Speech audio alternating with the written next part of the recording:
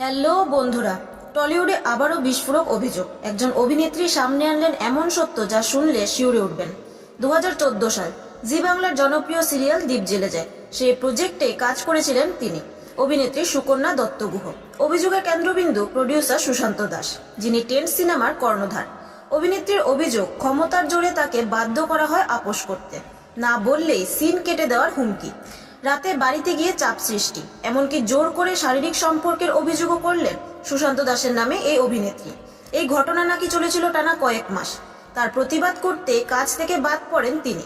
শেষে ইন্ডাস্ট্রি ছেড়ে অন্য পেশায় যেতে বাধ্য হন অভিনেত্রী সুকন্যা। এখন তিনি নাম নিয়ে অভিযোগ তুলেছেন। তার প্রশ্ন তুলেছেন পুরো ইন্ডাস্ট্রির দিকে, ট্যালেন্ট না কম্প্রোমাইজ, কোনটা আসল নিয়ম? এখন বহু বছর পর অভিনেত্রী সুকন্যা দত্ত গুহ সুশান্ত দাসের নাম নিয়ে অভিযোগ তুলছেন এবং বিচার চেয়েছেন।